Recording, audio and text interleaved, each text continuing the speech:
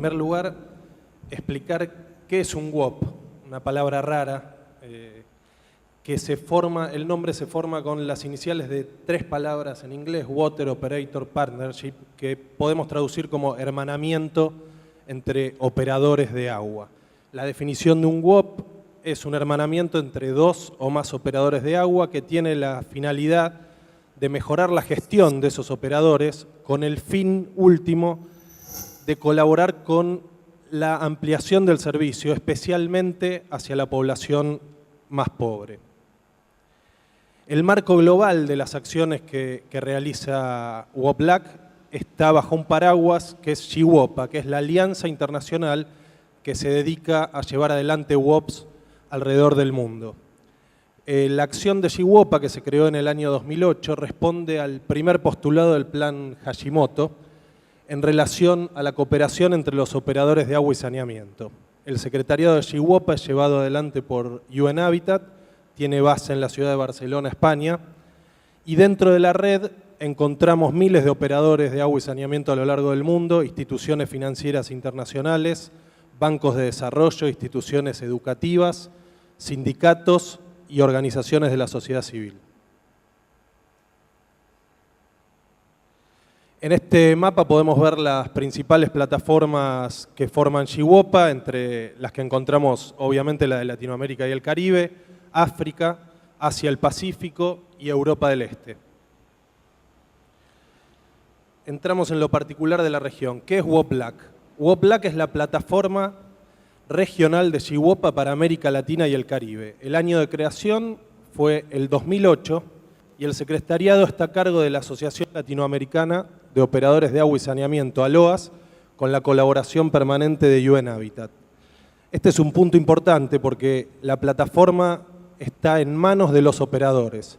ALOAS es quien comanda los destinos del WOPLAC y esto es importante para sus definiciones, su pensamiento y la dirección de sus acciones. Tiene 3 líneas de acción principales: los WOPs, que son los hermanamientos de los que hablamos entre operadores, la promoción de buenas prácticas, que principalmente es la realización de talleres de capacitación, y la administración y gestión de la plataforma. Tiene un comité directivo compuesto por 8 de las empresas más importantes de la región y una asamblea general que está formada por todos los asociados de la plataforma. Permítame mencionar a las 8 empresas que forman parte del comité directivo: Copasa de Minas Gerais, Brasil; Sabespi de San Pablo, Brasil; EPM de Medellín, Colombia; AISA de Argentina; SADEM de Monterrey, México; Aguas Andinas de Chile; Agua de Quito, Ecuador; y Sedapal de Lima, Perú. El presente de la plataforma. El Banco Interamericano de Desarrollo, luego de 5 años de apoyar y financiar las actividades del WOPLAC, transfirió el secretariado a ALOAS, como les mencionaba, quien se ha propuesto relanzar la plataforma a nivel regional, dándole el perfil y el carácter que los operadores más importantes de la región tienen pensado para estas actividades. Esto se constituye en una oportunidad única y nueva de realizar nuevos contactos y alianzas estratégicas con los actores claves del sector. Lo específico de esta reunión y lo que hemos venido trabajando junto con la Sindicatura de Usuarios. ¿Cómo puede colaborar WOPLAC en la conformación de una, yo lo llamé Federación Latinoamericana de Usuarios, todavía no tenía el nombre de la red Aguas? Hemos podido identificar, en principio, algunas acciones de implementación casi inmediata. Poner a disposición de la Sindicatura de Usuarios la base de contactos para que a través de los operadores y asociaciones de operadores pueda contactarse las asociaciones de usuarios de cada país o región. Asociar a las federaciones nacionales a la plataforma y brindar un espacio en nuestra página web en la que las asociaciones de usuarios puedan intercambiar ideas y conocimiento. Pero más importantes son los pasos que podríamos llevar adelante en un mediano plazo.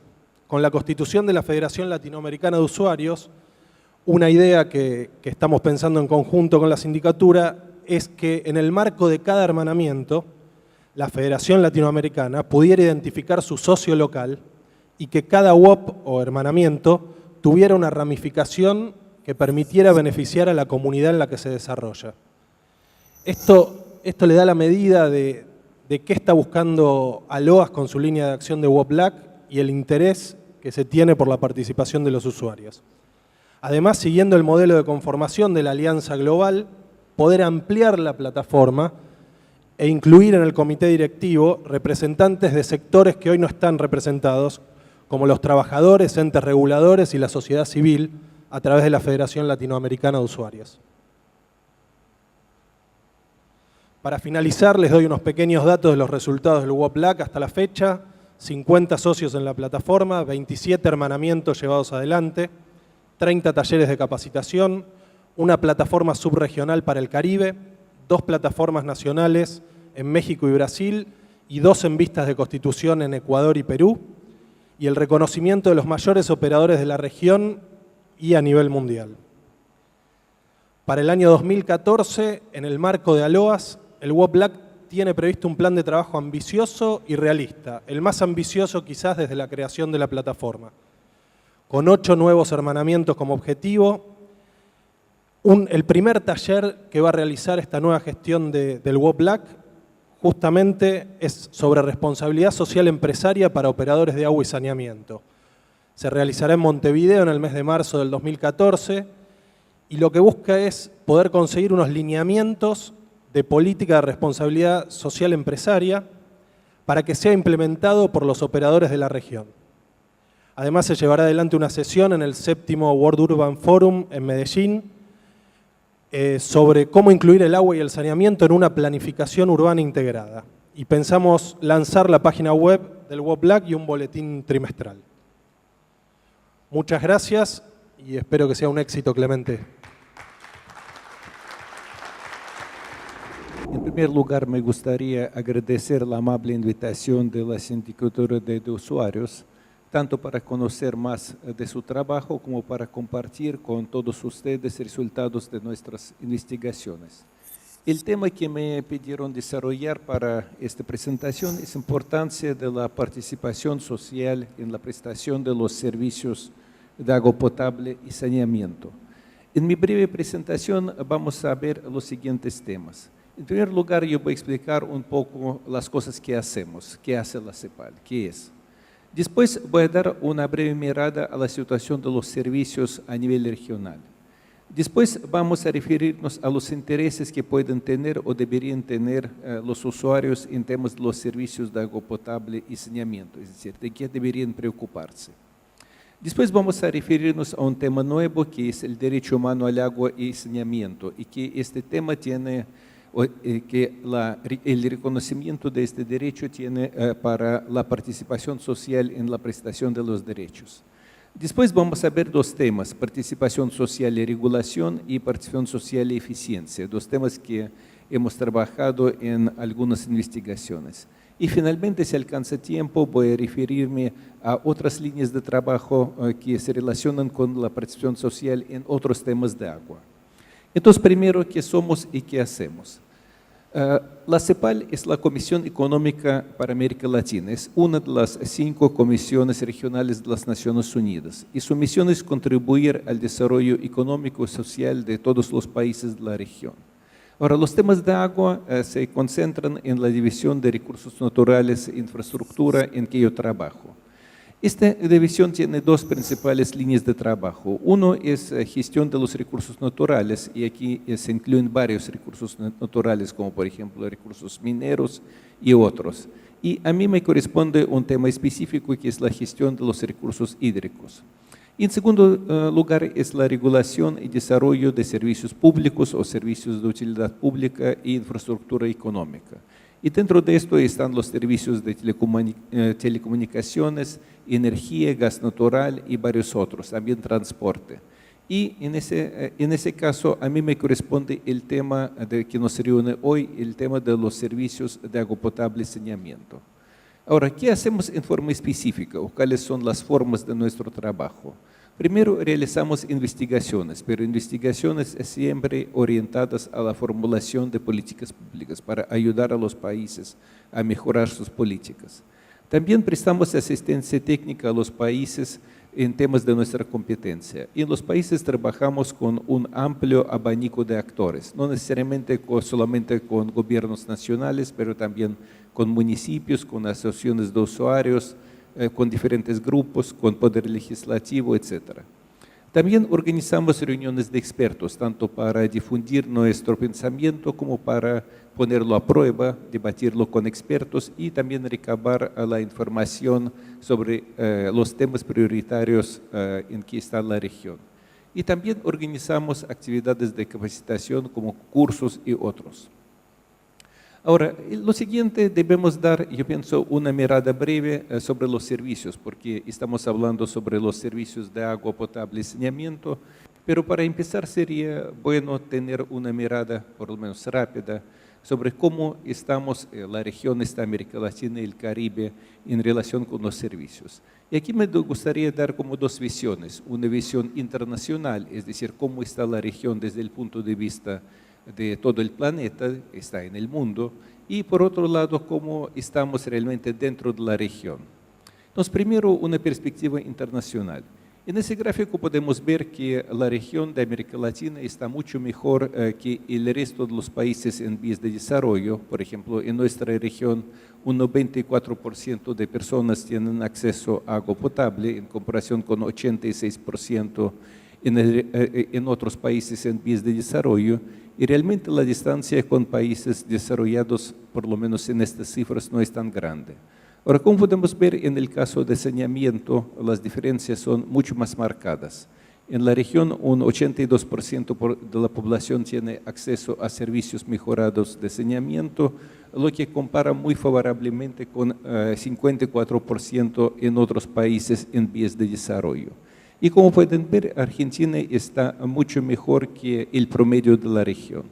Ahora, estas cifras, sin embargo, significan que todavía existen grandes carencias. Por ejemplo, en la región tenemos más de 35 millones de personas sin acceso a fuentes mejoradas de agua y también tenemos más de 110 millones de personas sin acceso a instalaciones mejoradas de saneamiento. Sin embargo, también podemos dar una visión ya más adentro de la región y esto me parece es mucho más interesante. Por ejemplo, en caso de agua potable podemos decir que entre los años 90 y 2011, es decir, el último año para el cual tenemos estadísticas disponibles, la cobertura de agua potable aumentó de 85 a 94% y ya se sobrepasó los objetivos de desarrollo del milenio a nivel regional. Como ustedes seguramente lo saben, estos objetivos que comprometen a todos los países significan que un país se compromete a reducir a la mitad el porcentaje de personas que en el año 90 no tenían acceso a servicios mejorados de agua potable. Y como podemos ver, un 46% de países, es decir, casi la mitad, incluido Argentina, ya han alcanzado los objetivos de desarrollo del milenio a nivel nacional. Ahora, en el caso de saneamiento podemos ver que también hubo progresos muy importantes, es decir, la cobertura de servicios aumentó de 68 a 82%, pero todavía la región no ha alcanzado el objetivo de desarrollo del milenio a nivel regional y podemos ver que más de la mitad de los países no lo van a lograr para el año 2015. Ahora, debemos agregar a esto algunas características comunes de los servicios en la región. Primero, los más afectados, las personas que se encuentran sin acceso a servicios de agua potable y a saneamiento son grupos de bajos ingresos, es decir, es donde se concentran los déficits más grandes. También estos déficits se concentran en las áreas rurales, es decir, allá siempre tanto la calidad del servicio como cobertura son más bajos en comparación con las ciudades. También no debemos entusiasmarnos mucho con cifras que yo les mostré, con estas cifras en el gráfico anterior que mostraban 94 y 82%, porque en una parte muy importante son ficción porque se basan en una definición muy laxa de acceso. Por ejemplo, según algunas investigaciones, si adoptamos una definición de acceso seguro y adecuado, es decir, donde vamos a considerar por lo menos un nivel mínimo de calidad del agua, Estas cifras serían un 20% menores en caso de agua potable y un 20 o hasta 40% menores en caso de acceso a saneamiento. Es decir, todavía hay un largo camino por recorrer. También sabemos que la calidad del servicio fuera de grandes ciudades en muchos casos es deficiente. En muchos países de la región no se puede beber agua de llave sin riesgo de enfermarse. Hay problemas de intermitencia, es que agua está disponible unos pocos días a la semana, unos pocos horas al día. Y también otro dato que me parece muy importante es que la expansión de la cobertura se vuelve más lenta a partir del año 2000, es decir, cuando los gobiernos se comprometen a los objetivos de desarrollo del milenio y cuando se mejora el ambiente económico a nivel regional, con el auge de materias primas, justo la expansión de cobertura se vuelve más lenta. De aquí surge la pregunta de si estos servicios realmente son una prioridad real para los países de la región. Ahora, el siguiente tema es qué intereses podrían o deberían tener los consumidores o la sociedad civil en general en los servicios de agua potable y saneamiento. Y como vamos a ver, estos intereses son muy variados, múltiples, y muchos de ellos se relacionan entre sí. En primer lugar, debería haber una preocupación por la cobertura, por el acceso a los servicios, por servicios universales, porque en estos servicios las externalidades sociales, sanitarias y higiénicas son muy importantes. Esto significa que si los servicios no llegan a todo el mundo, no son universales, sus beneficios no se lograrán maximizar. Es decir, hasta que todos tengamos servicios de agua potable y saneamiento, realmente la sociedad no podrá cosechar los grandes beneficios que estos servicios ofrecen. También, obviamente, para los consumidores hay una preocupación por el costo del servicio. Y aquí la preocupación es que tanto las tarifas como pagas por conexión para nuevos usuarios sean justos, razonables y no discriminatorios. Otro interés de los consumidores se relaciona sin duda alguna con la calidad del servicio, es decir, con calidad de agua potable, que uno puede beber agua del grifo sin riesgo de enfermarse, continuidad del servicio con respuesta a las quejas, reclamos, etc.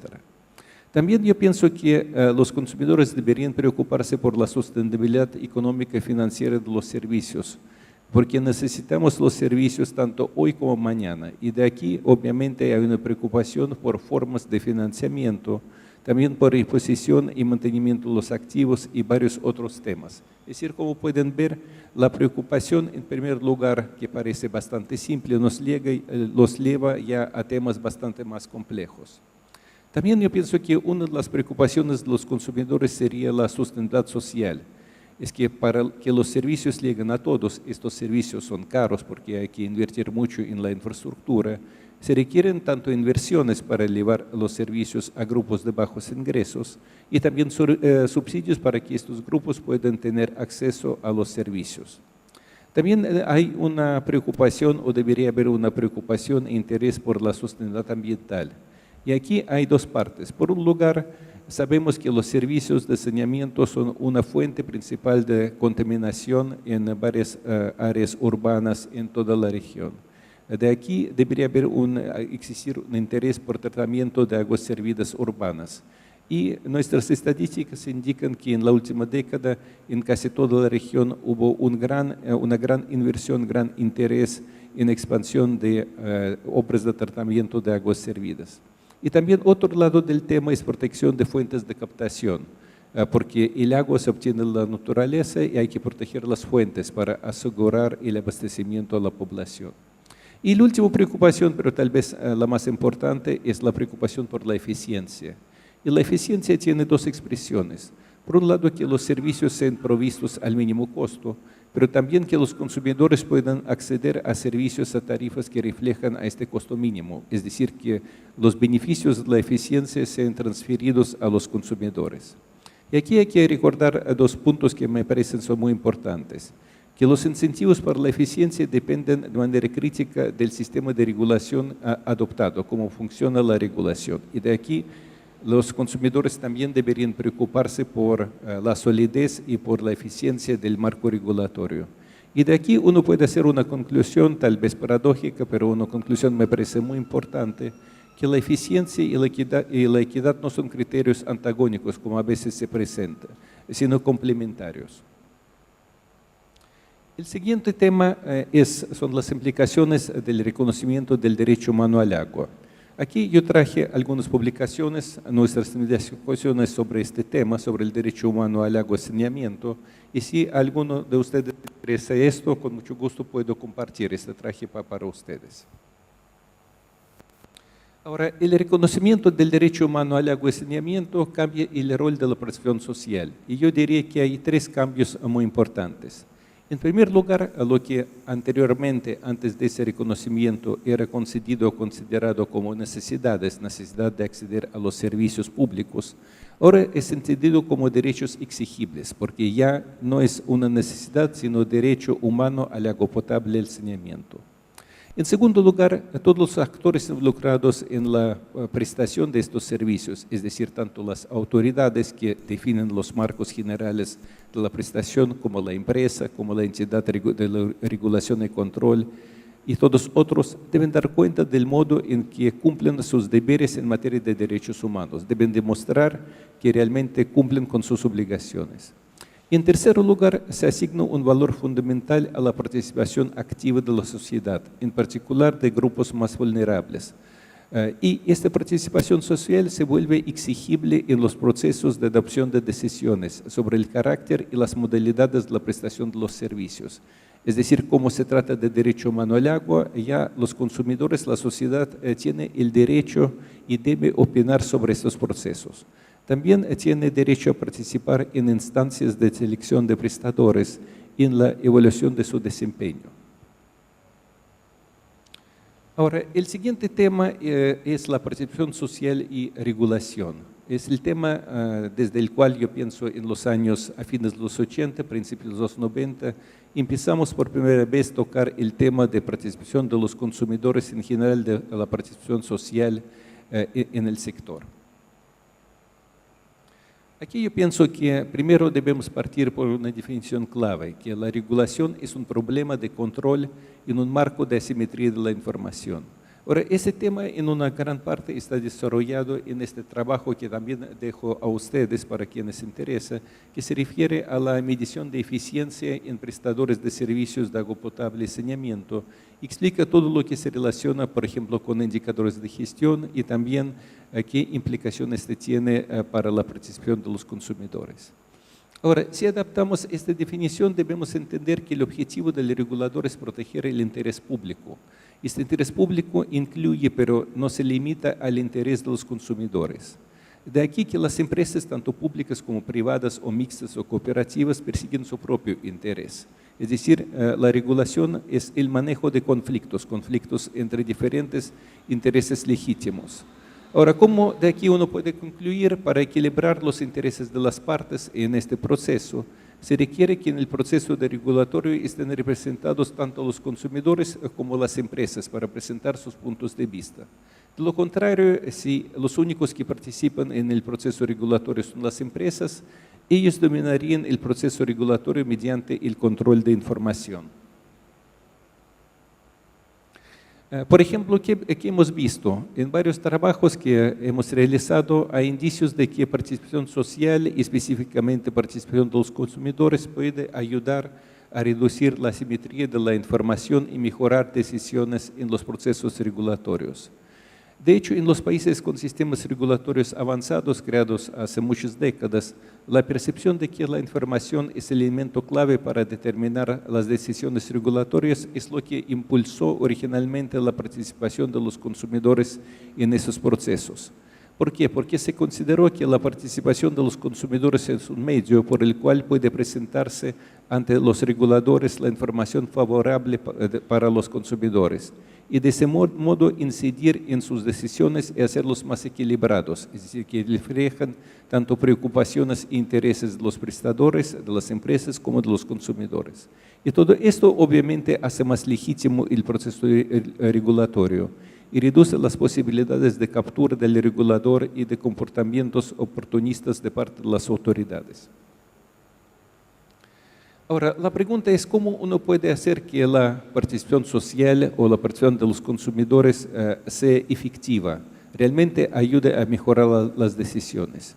Y aquí, como es obvio, la sola creación de mecanismos de participación, como pueden ser, por ejemplo, audiencias públicas, no es suficiente para mejorar las decisiones de organismos de regulación. Y aquí yo pienso que hay varios puntos que son muy importantes. El primero es que sin la información adecuada y oportuna, la participación social pierde su efectividad.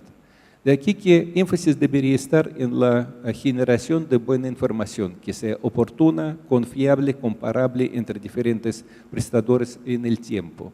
Y los instrumentos que se requieren para esto son la contabilidad regulatoria, que existe aquí en Argentina, control de compras y contrataciones con otras empresas, y también definición de protocolos de entrega y de validación de la información. Y también son muy útiles los mecanismos de comparación competitiva de desempeño o de benchmarking, cuando uno puede comparar el desempeño de una empresa con otros y de aquí detectar áreas donde la empresa se desempeña mejor y donde hay áreas donde se puede mejorar su trabajo. También se requieren campañas informativas para poner la regulación, en general la economía de la prestación en el debate público y también informar a los consumidores. Y también se requiere concientizar a la población sobre la importancia de su participación en el proceso regulatorio. Ahora, otro punto importante es que los consumidores deben poder organizarse, realizar investigaciones sobre sus intereses y tener acceso a la información relevante y comparable. Y contar para esto con recursos financieros, profesionales y otros para realizar su labor. De aquí una condición importante para la participación social efectiva es que debe haber financiamiento, sea directo o indirecto, para la participación social en los procesos de regulación. Con financiamiento directo yo me refiero a recursos financieros que directamente se dan a los organismos de consumidores, indirectos cuando se proporcionan recursos humanos, como por ejemplo colaboración de los organismos de regulación. Y finalmente deberían crearse entidades con la misión de investigar, representar y proteger los intereses de los consumidores y colaborar con sus organizaciones. Ahora, el siguiente tema es participación social y eficiencia, especialmente en la etapa actual de la prestación o evolución de los servicios, cuando prácticamente en toda la región, con muy pocas excepciones, la prestación está en manos de prestadores estatales o municipales. Yo pienso que el primer tema deberíamos ver un poco la historia, es decir, cómo ha evolucionado la visión de la teoría y práctica económica sobre el fomento de eficiencia en prestadores estatales. Podemos ver que a lo largo del tiempo ha habido varios abordajes de ese tema. Por ejemplo, si nos remontamos a los años 50 y 70, el diagnóstico que existía en aquella época decía que los problemas de eficiencia que se observaban en los prestadores estatales se debían a déficit de capacidad física y humana, es decir, que no tenían equipos modernos y que sus directivos y empleados estaban mal capacitados. De aquí la respuesta y las políticas implementadas en aquella época se referían a fortalecer las capacidades de los prestadores a través, por ejemplo, de asistencia tecnológica, modernización de equipos y capacitación de sus directores y empleados. Ahora, este enfoque cambia en los años 70 y 80, cuando más bien se empieza a entender que los problemas de eficiencia se deben a la falta de metas claras a fin de establecer las responsabilidades de los directivos, porque se decía que, por ejemplo, un directivo debía perseguir objetivos sociales y objetivos técnicos, y habría una contradicción entre ambos.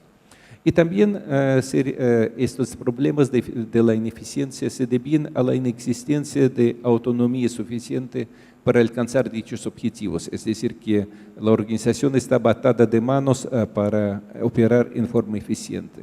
De aquí la respuesta de los políticos de aquellos tiempos se encaminaban a determinar con precisión las misiones y deberes de la entidad prestadora y otorgarle facultades y autonomía para poder alcanzar estos fines, y también a limitar la interferencia política en las operaciones cotidianas. Como sabemos, todo esto cambia en los años 80 y 90. Primero, en los años 80 se empieza a pensar que más bien lo que explica la deficiente prestación en aquella época de algunos prestadores estatales era falta de apoyo político de los grupos interesados en promover la eficiencia, como pueden ser, por ejemplo, consumidores, pueden ser los contratistas, sindicatos y otros grupos de interés. Y la respuesta que se practicó en aquella época era movilizar y empoderar a esos grupos de interés de manera que pudieran presionar a la empresa y a las autoridades para mejorar la eficiencia. Como seguramente lo recuerdan porque es más cercano en el tiempo, en los años 90 este diagnóstico se cambia. Se piensa, debido al consenso de Washington, que la prestación estatal es irremediablemente ineficiente. Y de aquí la respuesta que se prueba es facilitar y promover alguna forma de participación del sector privado. ¿Qué vimos como resultado en los años 2000? Vimos que la prestación privada no ha logrado masificarse en la región. Es decir, de hecho, hay un solo país, que es Chile, donde existe participación privada predominante. Que muchos operadores internacionales privados se han retirado por varias razones de la región. Y debido a esto, varios servicios en varios países han sido reestatizados, como por ejemplo aquí en Argentina, en Bolivia, en Uruguay y en varios otros países. Y también vemos con una cierta preocupación que en el medio de ese proceso se ha producido un cierto debilitamiento de las entidades de regulación. De aquí surge la pregunta: ¿cómo se puede promover la eficiencia en prestadores estatales? Ahora, este tema que ahora estamos trabajando, un primer estudio que hemos hecho sobre este tema, yo también traje varias copias para todos ustedes quienes están interesados en este tema, se llama Fomento de la Eficiencia en Prestadores Sanitarios Estatales a la nueva empresa estatal abierta. Y voy a mencionar ahora en forma muy rápida las conclusiones principales de este estudio. Este estudio distingue dos formas de empresas estatales o de corporaciones estatales.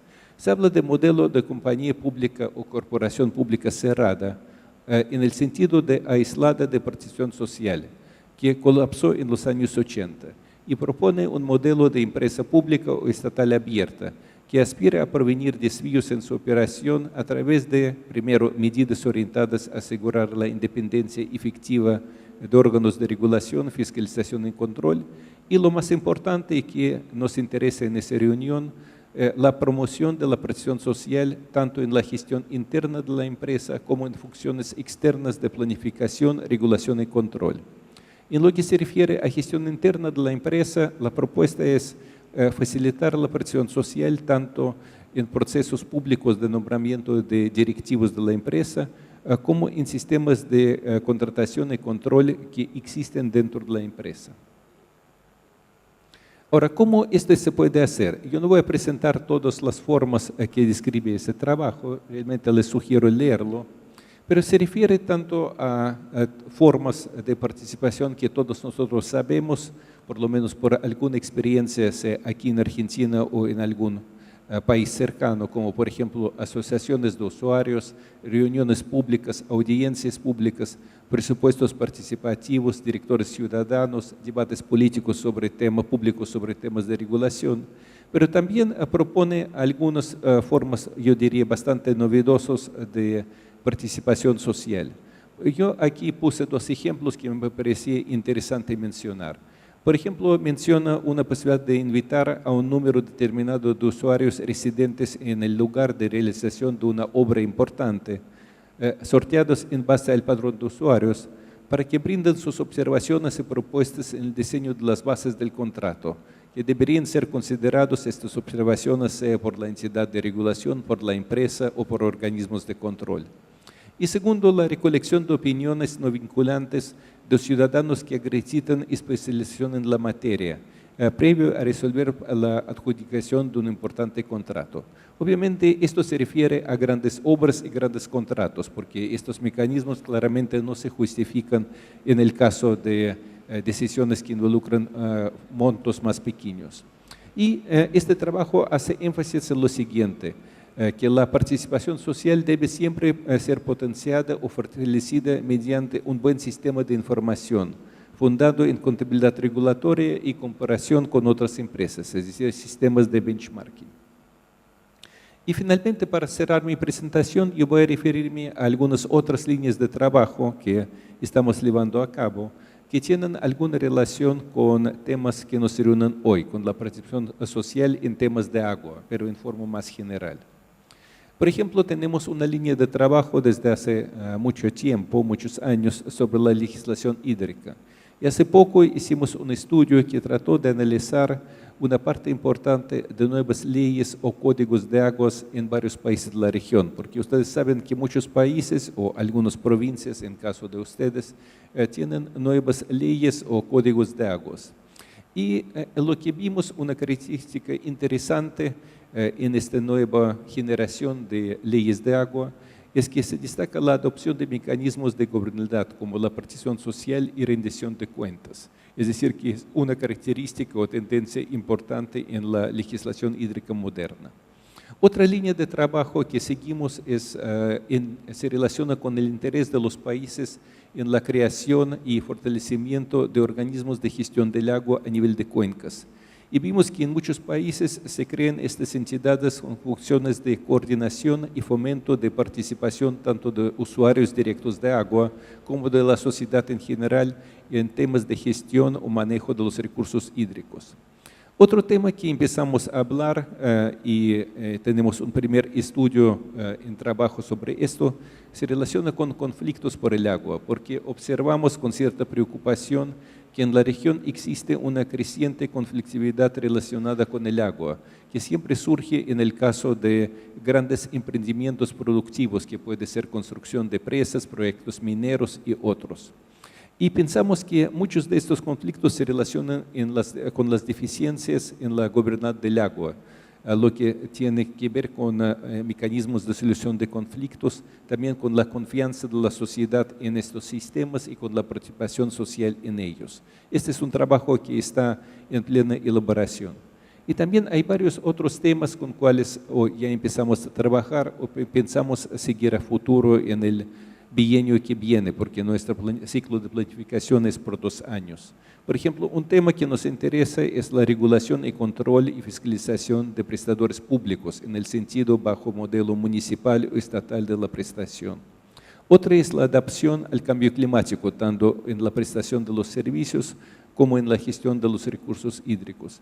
Y también otro tema que ya está en marcha y estamos trabajando es la eficiencia energética en los servicios de agua potable, porque vemos que los costos de la energía en el nuevo ambiente de escasez energética afectan en forma negativa la prestación de los servicios en varios países de la región. Muchas gracias por su atención. Ustedes se van a dar cuenta con lo que yo les voy a plantear ahora, que me siento como un gorrión en una bandada de flamencos. Pero bueno, esto es lo que yo tengo para comentarles a ustedes en el día de hoy.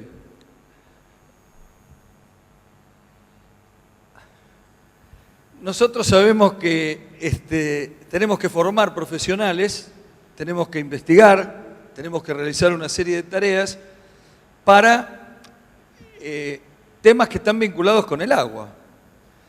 Y para eso nos encontramos en una situación casi, yo le diría, desde los últimos años, con 2 revoluciones dando vuelta dentro de todos los contextos.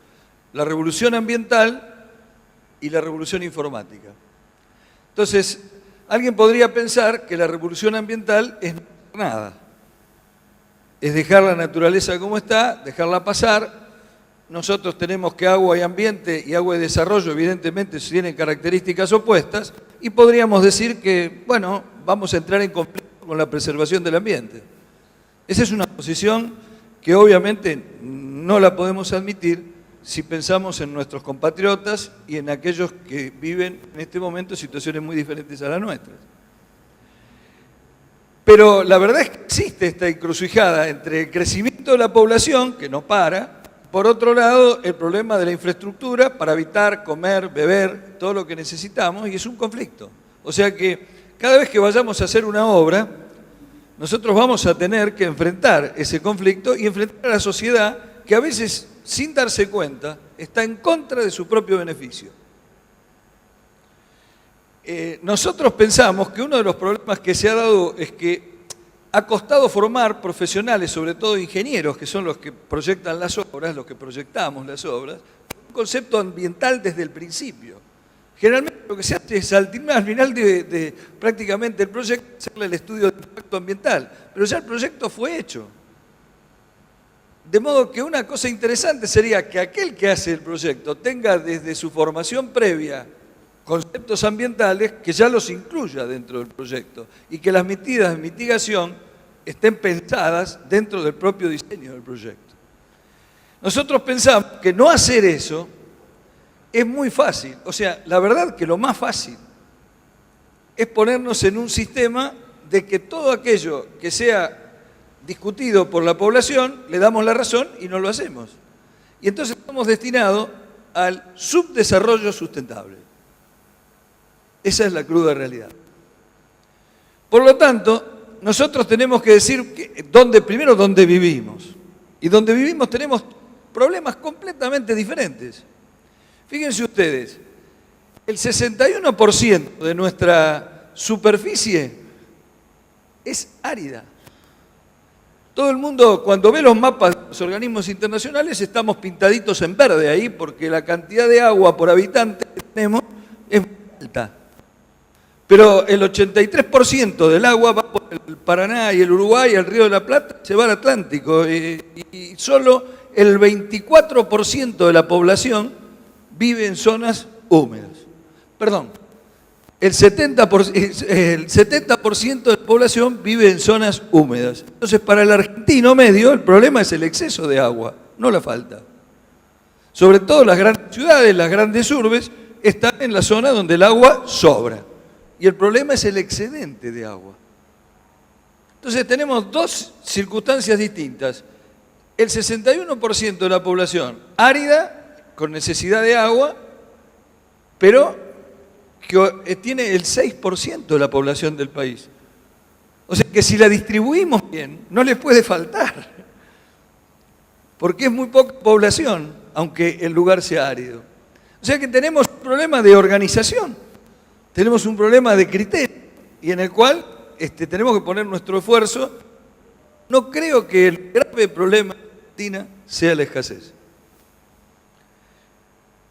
Cuando nosotros hicimos la evaluación del instituto, porque, bueno, vamos a aclarar, el Instituto Nacional del Agua es un organismo políticamente dependiente de la Subsecretaría de Recursos Hídricos de la Nación, pero forma parte de lo que se llaman los organismos científicos y tenemos que reportar a su vez al Ministerio de Ciencia, Tecnología e Innovación Productiva.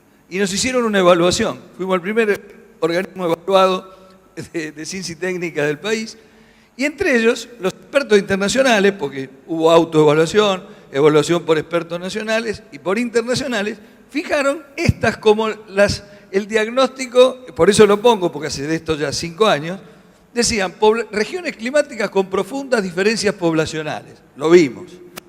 Asimetría en la distribución espacial de los recursos hídricos, lo vimos. Utilización importante de recursos hídricos subterráneos, eso es un detalle que marcaron los especialistas. Problemas de jurisdicción que alteran el posible estudio integrado de cuencas, creo que todos los aquí presentes sabemos que es cierto. Cuando hay un problema entre la municipalidad, la provincia, la nación, etcétera, es un problema motivo de dificultades. No de conflictos, casi muy pocos conflictos, pero sí de dificultades en el estudio integrado de la cuenca. La mitad de la población sin acceso a cloaca nos marcaban. Yo no sé si hoy día, sabrán más ustedes si es cierto, creo que hemos superado eso. No tenemos hasta ahí. ¿Estamos por ahí? Bueno, entonces el análisis era coherente. Y baja utilización del potencial hidroeléctrico. Ese era, digamos, el análisis en su momento. Y nosotros cuando le decimos a los estudiantes que tienen que estudiar ingeniería hidráulica, les decimos que los créditos para inversiones prioritarias de los organismos internacionales se están otorgando en el campo de recursos hídricos y saneamiento. Si quieren trabajo, ahí hay trabajo. Y este aspecto es más determinante en el caso de América Latina. Porque en América Latina son crecientes el volumen de trabajo y eso excede a los profesionales que hoy día existen. O sea, a todos los que hoy día formamos, los perdemos antes de que terminen la beca, pues se van a trabajar a los organismos y a las empresas. De modo que, para colmo con la minería, se ha generado un nuevo aumento de llamado de profesionales. Y lo otro es que para tener en cuenta la inclusión social, uno de los problemas que tenemos nosotros, los ingenieros, es que no sabemos transmitir correctamente a la sociedad nuestros proyectos. Y no nos entienden. Y creemos que es culpa de los demás y no hacemos el esfuerzo para que nos entiendan. Nosotros tenemos un organismo que no tiene la obligación, la tarea de dar agua, etc. Es otra cosa. Pero un ejemplo típico que sí podemos dar es que en la Puna Jujeña, en un momento dado, con el producto de beneficio de otros proyectos, armamos un proyecto de darle agua a poblaciones de menos de 500 habitantes. Y logramos hacerlo en 12 poblaciones. Y no todas fueron con agua subterránea. Había gente que no sabía que podía utilizar su propia agua superficial. Parece mentira, pero es así. Y yo creo que eso es importante, porque si uno no conoce, no va al lugar y no habla con la gente, una cosa es plantear los proyectos desde una oficina y otra conocer el sitio y conocer a la gente y cuáles son sus problemas reales. Bueno, un tema que a nosotros nos atañe seriamente es que los problemas que tenemos son de excesos en los grandes centros urbanos, excesos de agua, inundaciones. Fíjense ustedes, estos datos son de una compañía de seguros alemana, No son por universitarios, sino que ellos tienen que pagar, así que los valores son importantes. Dicen que el 58% de las víctimas fatales se deben a inundaciones, sumando todo lo demás, terremotos, huracanes, etc. Y el 33% de las pérdidas económicas. Y que los países del primer mundo tienen mucho mayor pérdida económica y menos víctimas fatales, y en los países menos desarrollados tenemos tienen más víctimas fatales y menos pérdidas económicas. Y más pérdidas económicas, perdón. O sea que se invierte la cantidad. Y acá viene un problema con el tema de las inversiones que solicitamos, o con el pedido de fondos al BID, al Banco Mundial, al PNUD, a donde fuera. Nosotros hoy día hemos llegado a una conclusión, y es que después de las últimas inundaciones en La Plata, en Areco, en Villa en el 2008, en Santa Fe, no la del 2003, sino la posterior de Santa Fe, se dan lluvias muy fuertes en zonas muy, muy reducidas, que no estaban previstas supuestamente en los estudios. Por lo menos no se pueden prever en los estudios de recurrencia. Uno cuando dice cuál es la recurrencia de la lluvia que cayó en La Plata el 2 de abril o el 3 de abril, hablan de 1000 años, 2000 años, 5000 años, 500 años. Es que no tiene recurrencia, no se puede estudiar porque vino y capaz de mañana. El problema es que para ese tipo de obras no se pueden pedir créditos para soluciones estructurales, porque justamente las soluciones estructurales son obras, y las obras, cuando uno pide, le van a decir que tiene que decir costo-beneficio. Y claro, el costo-beneficio de esa obra es absolutamente imposible. Uno tendría que hacer... ¿Qué tamaño de conducto? Es imposible.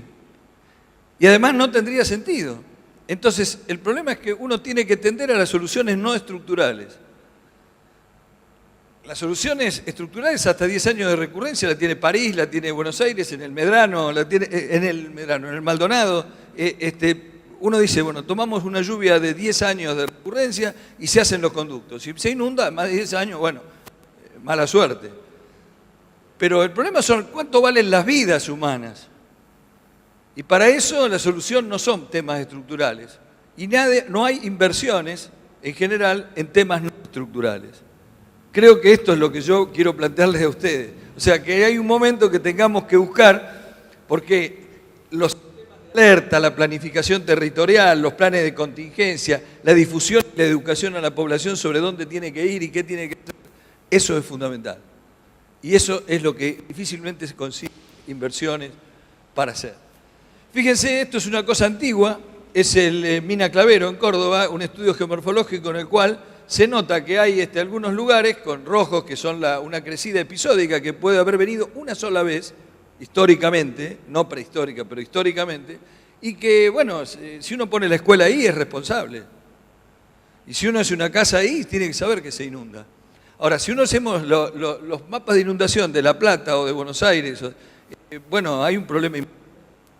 Van a empezar a valer menos las casas de algunos de nosotros. Pero eso es fundamental tenerlo.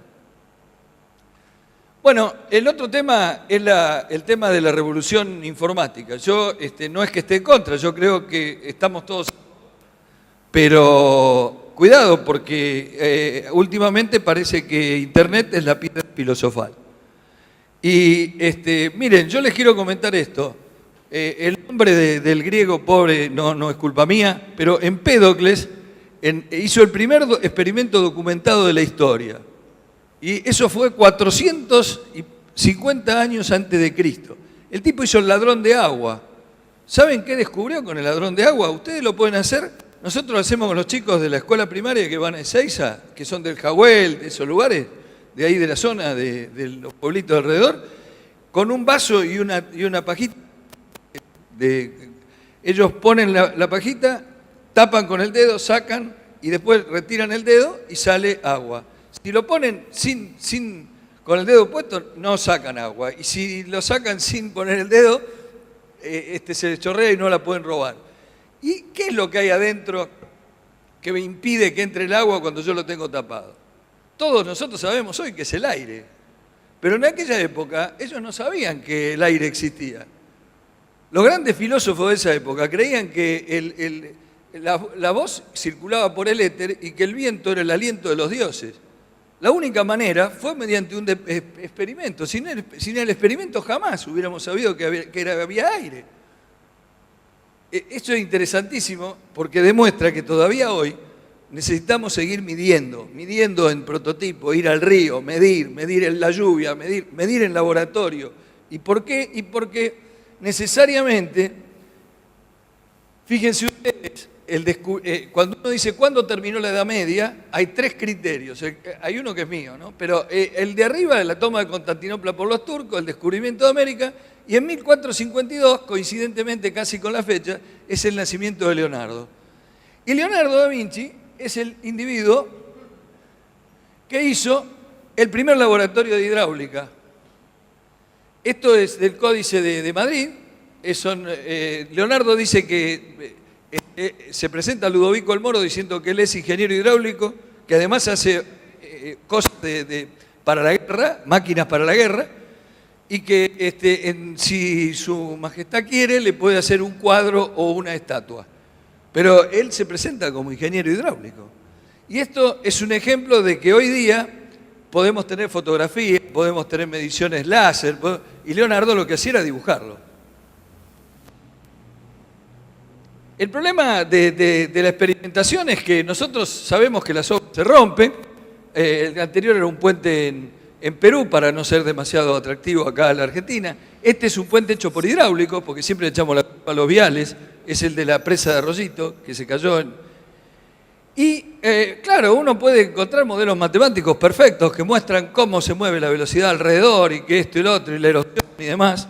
Pero cuando uno ve este dibujo, lo hizo el ingeniero de Lío, sobre la cantidad de vórtices que pueden aparecer en una pila de puente circular. Y bueno, todavía eso no hay caso. No hay caso. Hay casos de 3 dimensiones que no los pueden resolver. Y estamos en una discusión porque nosotros tenemos el grupo muy fuerte de modelación numérica y por otro lado un grupo que hace modelación física. Y la modelación física está muy vinculada hoy día a la energía hidroeléctrica. Y la energía hidroeléctrica es un problema porque ha sido muy mal tratada por el fundamentalismo ecologista, muy mal tratada, sin pensar en todas las virtudes que tiene respecto de las otras energías que no son suficientemente limpias ni renovables, en gran escala, porque yo puedo hablar de la energía eólica o la energía solar, pero tienen una escala diferente. No pueden poner una fábrica de aluminio con una... Así que vamos a hablar de que la única que tiene cierta capacidad hoy día de pelearle a las energías no renovables es la energía hidroeléctrica. Y fíjense ustedes que un hecho que yo quiero mostrar acá es que a nosotros nos sirvió tremendamente una inversión del Programa Nacional, del PNUD. ¿Por qué? Porque el PNUD a nosotros nos formó en aquella época, en el año 70, 69, 70 hasta el 73, nos hizo armar el laboratorio de hidráulica con un equipo que era líder en su tiempo a nivel mundial. Entonces pudimos estudiar obras como Salto Grande, que se desarrollaron en aquel momento, con una tecnología que no la tenía en ese momento ningún laboratorio en otro país. Porque nadie hacía obras hidráulicas, ya las habían hecho 50 años antes.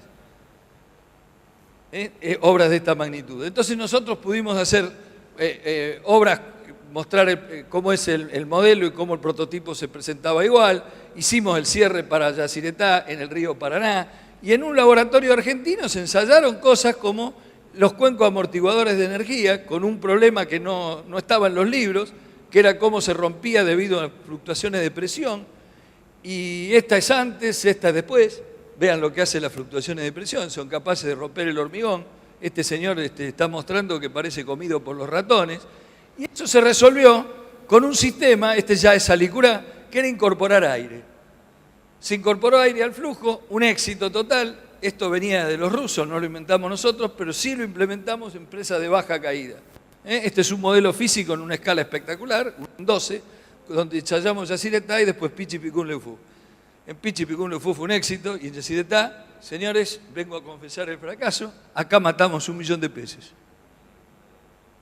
¿Por qué? Porque el aire tiene nitrógeno además de oxígeno y los peces se murieron. Y tuvimos que hacer un sistema de para evitar la aireación, o sea, contra la aireación. Y lo logramos, pero hay que pensar que todo tipo de trabajo y de investigación lleva también a fracasos, y se aprende de los fracasos. Y una de las cosas que uno aprende es que tiene que tener en cuenta los aspectos ambientales. Porque si no fueran los aspectos ambientales, fenómenos. Yo hago la obra, le echo aire y sé que no se rompe. Ahora sé que se va a romper cada 30 o 35 años y la voy a tener que reparar. Y ese es un costo ambiental. Bueno, este es un tema que más me preocupa. Yo les quiero transmitir de que para nosotros uno de los problemas que tenemos es cómo dirigirnos a la sociedad. La sociedad considera que nosotros somos prácticamente...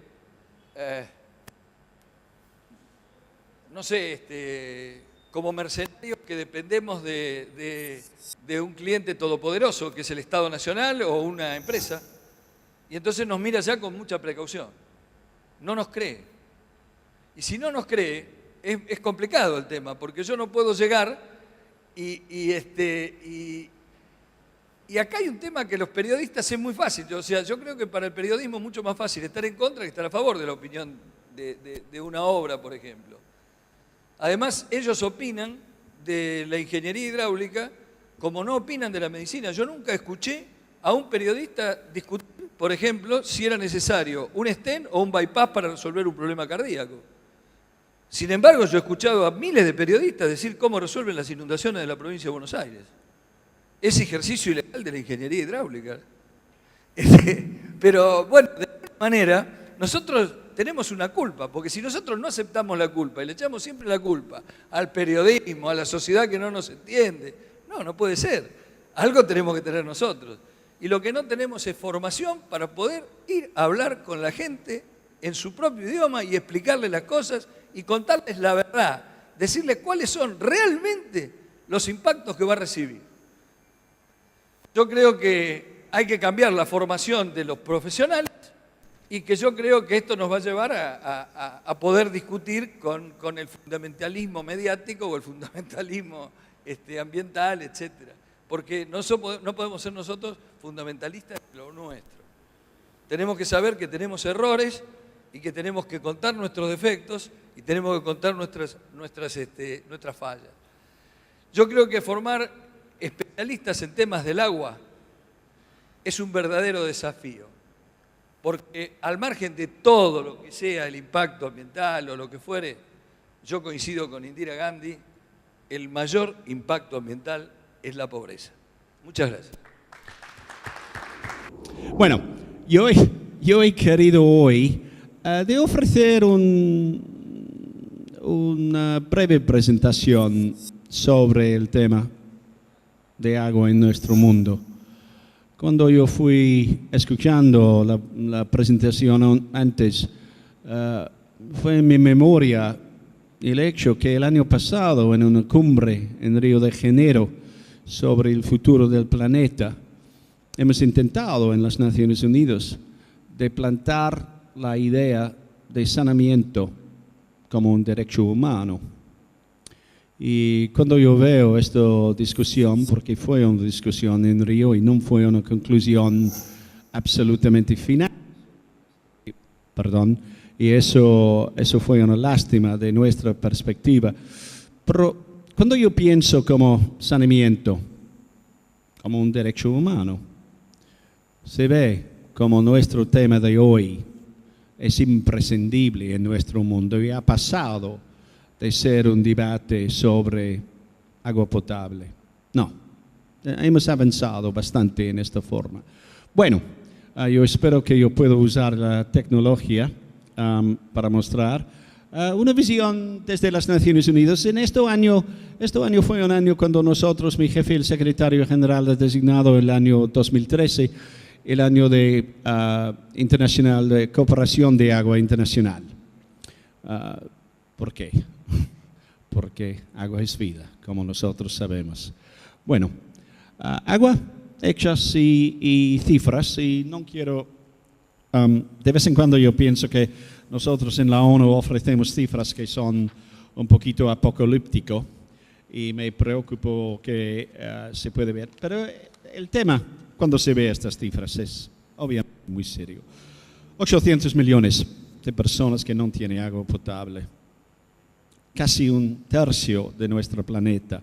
Más de 2 millones.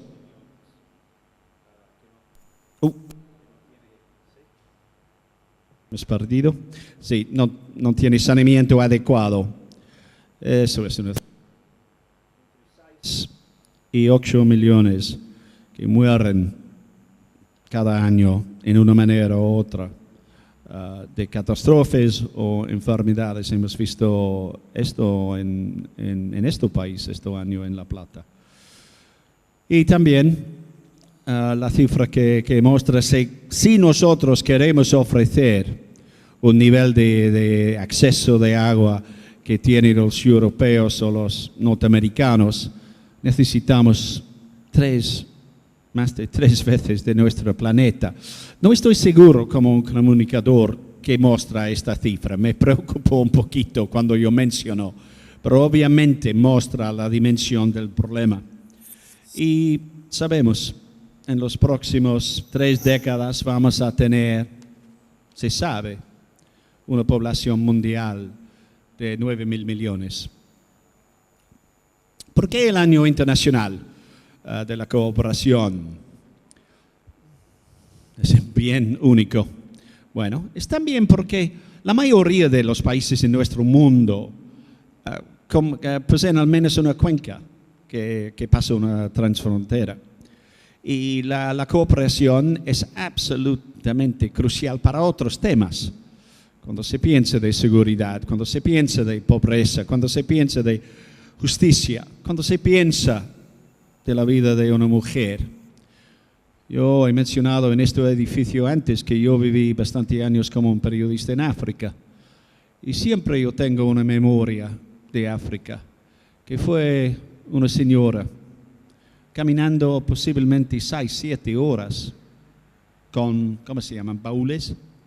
¿Baúles? Vasijas. Gracias. Y cada día para buscar agua. Bueno, ¿por qué? Cooperación es importante, bastante evidente. ¿Por qué tenemos un mundo donde recursos hídricos tenemos que compartir? El 40% de la población vive en cuencas fluviales o lacustres, que abarcan 2 o más países. Eso es parte de, vamos a ver un poquito más en la presentación, donde hay ejemplos que dar un poquito de esperanza que nosotros podemos compartir a todos niveles esto. Retos de la cooperación, demanda de agua, obviamente, cantidad y calidad de agua. Desarrollo de infraestructuras, no es necesario. Tenemos gente aquí de municipios, yo imagino de muchas partes de nuestro país, usuarios, asociaciones que saben que la calidad, la cantidad y también la infraestructura para traer. Yo me recuerdo, este año hemos tenido un encuentro aquí con muchas empresas que Carlos Pena ha organizado de América Latina. Y yo me recuerdo el hombre de México que me dijo que la cifra nacional es que 90% de la población tiene agua potable. La realidad muchos días 70%. Y cuando se piensa como eso es un hecho de la vida. Cambio climático, no es necesario mencionar el impacto. Nosotros hemos visto en nuestro país cada año. Yo fui mencionando Jerusalén hoy, pero se piensa de sequía en Córdoba y inundación en la provincia de Buenos Aires, o inundación en Salta, en Tartagal, yo me recuerdo, y desertificación en Mendoza. Y finalmente, financiación. Las inversiones necesarias para la financiación sostenible de la gestión de los recursos hídricos. Algunas señales, yo pienso, de esperanza. Eso fue parte de nuestro objetivo este año, y cuando yo he mencionado que las cifras de vez en cuando puedo ofrecernos, wow, ¿qué vamos a hacer cuando se ve estas cifras? Que la gente que no tiene agua potable o la gente que no tiene saneamiento. Pero hay señales de esperanza. En nuestro hemisferio se ve el acuífero Guaraní, que involucra 4 países: Argentina, Brasil, Paraguay y Uruguay. Y lago Titicaca. No soy un experto sobre la relación entre Bolivia y Perú, pero yo sé que ha sido momentos cuando no es una relación completamente de amistad, pero hay un acuerdo sobre el lago Titicaca. Y finalmente, en mi vida yo pienso que yo he visto 3 guerras entre India y Pakistán, una parte del viejo imperio inglés. ¿Y si sabe algo? Sí, 3 guerras en los últimos 40 años, pero también un acuerdo desde el año 60, sobre el Indus Water Treaty, el acuerdo sobre agua. Para mi jefe, Ban Ki-moon, de Corea del Sur, la clave, agua es el clave del desarrollo sostenible. 1 de cada 3 personas vive en un país con escasez de agua. Wow. Y en los años que vienen, la demanda va a superar, sabemos esto. Es un recurso compartido. Debemos de utilizar con más inteligencia y reducir el despilfarro para que el reparto pueda ser equitativo y llegue a todos. Se sabe que cuando yo veo encuentros de esto, el cuarto encuentro de este año que yo he visto aquí, me encanta. ¿Por qué? Porque estamos hablando sobre un tema que es muy serio, es clave no solamente para hoy, para el futuro también. Y también yo tengo un poquito de esperanza que, como un viejo periodista, yo he visto muchos conflictos en nuestro mundo, en África, en el Medio Oriente, en Europa, en América Latina. Pero estamos viviendo en un periodo bastante de paz mundial, cuando se piensa. Sí, hay conflictos, pero estamos viviendo generalmente en un periodo de paz. Y tan importante es para nosotros en este periodo de tener un debate, una discusión, ida y vuelta, sobre un tema de agua. ¿Por qué? Porque cuando tenemos 9.000 millones, posiblemente no en mi vida, pero en la vida de muchos podemos tener peleas. ¿Y dónde va a ser la pelea? Los recursos, es obvio.